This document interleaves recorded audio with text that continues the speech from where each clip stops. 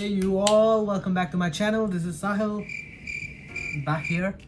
In this episode, I'm gonna summarize a book for you that I mentioned in episode 1, The Richest Man in Babylon. This book really shaped this journey of mine and I would love to share it with you guys. So let's get it rolling.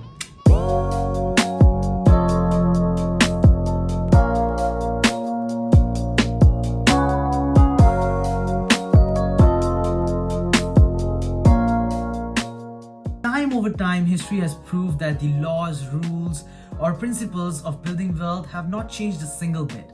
For 1,000 years now, people have been working, doing business, getting paid, and spending that money in whatever way that pleases them.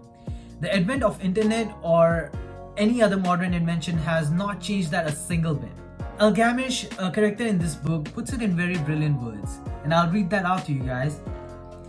The thoughts of modern world and its youth are bright lights that glow forth like meteors. But the wisdom of age is like the fixed stars that shine so unchanged that the sailors may depend upon them to steer his course. Thus, it's safe to say that these principles or rules that come from the ancient city of Babylon still stand as sound as ever. Babylon was known as the richest city of them all, but this wasn't always the case. The credit of all this goes to the wisdom of its people. They first learned how to become rich and then learned how to use all that to become wealthy. Where did all these rules come from? Well, they were penned down by this man called Arkad. Arkad was the wealthiest person in the city itself. He wasn't only known for his wealth but also for his liberality. He was generous in his charities, he was generous with his family, and he was liberal in his own expenses. Yet nevertheless, his wealth increased by each passing year. He had nothing when he started, just like most of us, but what he did have was a great desire for all the good things in life. This desire enabled him to observe, to learn the knowledge how to acquire them, and acquire he did. In this episode, I would like to share with you guys the same knowledge or the guiding principles. Akkad had 7 laws, but I have sliced them down to 3, and they are: firstly, control your expenses and fatten your bank balance. Secondly, invest in yourself and increase your ability to earn. And lastly, guard your treasure from losses and make it multiply. I'm sure these words are very basic and they might seem very familiar as you explore the internet or even books for financial education. For example, the popular Rich Dad and Poor Dad. You would have definitely heard about it even though you have not read it yet. That book basically boils down to these very basic principles of building wealth. Different people will put them out in different ways. But the truth is, the true value of these simple laws really depend on how deeply you understand them. And I hope by the end of this video, you have a deeper perspective of these simple words. So let's dig them up. The first law: control your expenses and fatten your bank balance. For one to have more money, he can either increase his income or spend less. If you're above 18, chances are that you would have some source of income, although not so consistent. For some, it might be from a summer job or the more fortunate one who have an allowance from their parents. Yet at this age, your necessary expenses are non-existent. Whereas there are also others who are already working full-time and have a consistent source of income, but they would also have more expenses and responsibilities. Nevertheless, most of us have an established source of gold, so wouldn't it be wise that we start building our wealth right from there? Akkad's teaching was simple. His principle was, a part of all you make is for you to keep. To which one of his disciples questioned, isn't all I make is for me to keep? True, but why do some people end up with no money at the end of the month? The truth is, whatever we make ends up filtering to our hands just like sand, being spent on things like shopping, eating out, or clubbing, etc. Things that might give us pleasure for a short while. But what if every day you put in 10 coins in a jar and only take out 9? Sooner or later, the jar will start to overflow, right? Well, the jar is your bank account and the 10 coins your income. This is the classic principle of paying yourself first. You might feel short for a while, but in a longer term, seeing your bank account grow and become fatter will make you satisfied. I'm not saying that you should go become a cheapskate. What I'm saying is, spend freely, but only on the things that truly make you happy. And stop all the unnecessary purchases that might make you feel good for a while and all the things that you buy just to impress others. To me, I enjoy hanging out with my friends. But do I really need to club and spend $100 every weekend only to be throwing out at an alley somewhere? No, I don't like that life. I would rather be happy having a nice cheap meal with them, chilling and chatting. Okay, so the minimum you should pay yourself is 10%. That leaves you enough for your necessities and then some for fun. Never be frugal with your necessities. Your necessities are things that bring quality to your life. Don't start eating oats just so that you can save a couple of dollars from your food expense. That is a freaking shitty life. And after all, money is just a tool. A tool to make yourself a guest at a banquet of all that is good, and one shall never deprive himself of it. Now, while debating the law above, one of the disciples of Arkad questioned that how can he save 10% when all of his earning is not enough for his necessary expenses? To which Arkad replied, most of us are barely left with any money at the end of the month. Yet not all of us earn the same, and not all of us have the same responsibilities. The unusual truth about mankind is that what we call our necessary expenses always grows equally with our income. One always ends up confusing his desires with his necessities, unless we force it not to. Hence, just note down whatever you desire to spend on, pick the ones that are equal quality life, and the others that are possible with the rest of the 90% of your income. Cross out the rest and let it be part of the other desires that go past unsatisfied, and just don't regret it. Never ever ever ever touch the 1/10. If you end up touching the 1/10, you're no better than a hopeless drug addict who have no control over himself and lets the temptation have a better of him. With all this said, there would be some cases where the income is really low and you truly cannot save. For them and for the rest of us, we have the second law. Invest in yourself and increase your ability to earn. Now let's say you have been successful in not giving into your temptations. You're paying yourself consistently every month 10% of your income while controlling your expenses. Now it's time for you to increase your earnings.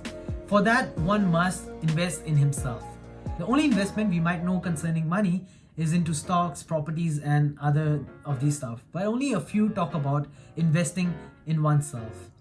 Warren Buffett, one of the most regarded investors of all time, once said, "The best investment you can make is in yourself." I know you would have come across a lot of gurus talking about this shit and quoting Warren Buffett as well.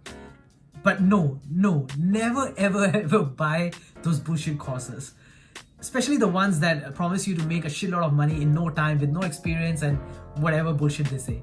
However, all that you would need is actually available online for free. You just need to find it. Just like you found my channel. Anyways, investing in oneself is really very, very important. After all, whatever you achieve in your life is really dependent on your knowledge and ability to do so. If your knowledge and abilities is better than someone else's, your achievements would definitely outshine theirs. To understand this better, let's go look into a story that I also found on internet. In the early times, there once was a man on a remote island. In his fight for survival, he would jump into the sea in a desperate attempt to catch fishes with his bare hands. It wasn't an easy life. One night, with his eyes sore from the salt water of the sea, he was lying down on the beach, staring at the stars, thinking how he can improve his life. Then he came up with a brilliant idea. If only he can extend the reach of his hand, he would be able to see the fishes from above the water and probably catch more. He decided that the next morning he's not going to fish. Instead, he will devote this day to implement his plan. He searched the woods for a straight, strong branch, which with great efforts he managed to break off. And with the help of a shell found on the beach, he tried to sharpen the tip of the branch. This took him many hours. At the end of the day, he fell on the beach, exhausted from hunger. He didn't eat that day because he was busy building his invention. However, he was still very happy because he was already imagining the heap of fishes he would catch using his invention. He named it the spear. The next morning, he was so motivated, he grabbed his spear and started to work. Since the salty water did not flood his eyes and the pointy end of the spear was way more effective than his hands, he managed to catch 2 fishes that day. This opened up many more opportunities for him. He could now fish every second day, consuming the catch from the other, or he could fish as usual, dry and store the extra fishes for adverse time. Another option is for him to use his free times to think of new ideas to increase his productivity, and that would help him to increase his wealth. In this story, the man's sacrifice of not eating for a day is your sacrifice of your 1/10. Paired with the risk that his plan would not work, he came up with a tool, the spear, which in your case might be the knowledge that you gain by reading a book or listening to someone on YouTube. The knowledge is not worth anything to you, just like the spear, unless applied with the ability to use it with precision. This ability will grow with practice, and so will your earnings. That's all for the second law. Now let's move on to the third one. Guard your treasure from losses and make it multiply. You have a fat, juicy bank balance now, enough for bad times and then more. Now, when you earn money actively, you are trading off your time to earn that money. And mind you that your time is limited. Hence, the amount of money you can make is limited. By trading your time for money, you might be able to get rich, but you will never be wealthy. To be considered wealthy, you have to get out of this rat race. This is where it gets really interesting. All that money, all that savings sitting in the bank gives you a peace of mind, but it's not doing anything other than just to make you feel rich. But the goal is not to feel rich, but it's to be wealthy, and this money is exactly what will bring us there. It's time that we consider putting our money at work, making it our slave so it can start generating us true wealth. This is done by investing our money directly for money. Make it very clear not to confuse investing with speculation. Investment by definition is putting your money somewhere where the principal amount is safe, and on top of that it can collect consistent rental. Every rich person is tempted by opportunities whereby it might seem that they can double, triple, quadruple the amount of money they invest in. Oftentimes it's relatives and friends who are eagerly rushing into such investments and urge them to follow along.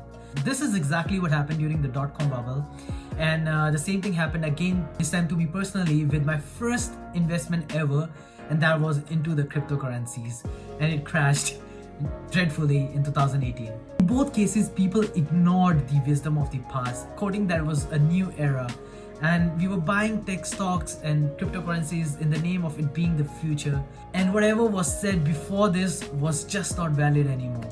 But while looking back, we were just buying in the hope that there would be another person foolish enough to pay more than what we paid for it, and basically nothing else. The tech company and the cryptocurrency itself didn't make any sound business sense at that point of time. And surely we made money at the start, but it all came to a bust. Some overconfident enthusiasts were also using margins and leverage to trade these stocks or cryptocurrencies, and they were lucky if they lost $2 for every $1 they made. In simple words, you're making an investment when you can prove that the odds are in your favor. Heads, you win. Tails, you don't lose anything. That's an investment.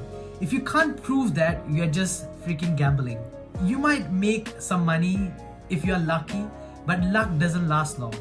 But the question is, how do you know that the odds are in your favor? Well, that's where the law number 2 comes into play, and also what the channel is all about. So in the next episode, I will share with you guys my investment strategy and my personal stock portfolio. Like always, if you're interested, just hit the subscribe button and stay tuned. Ciao.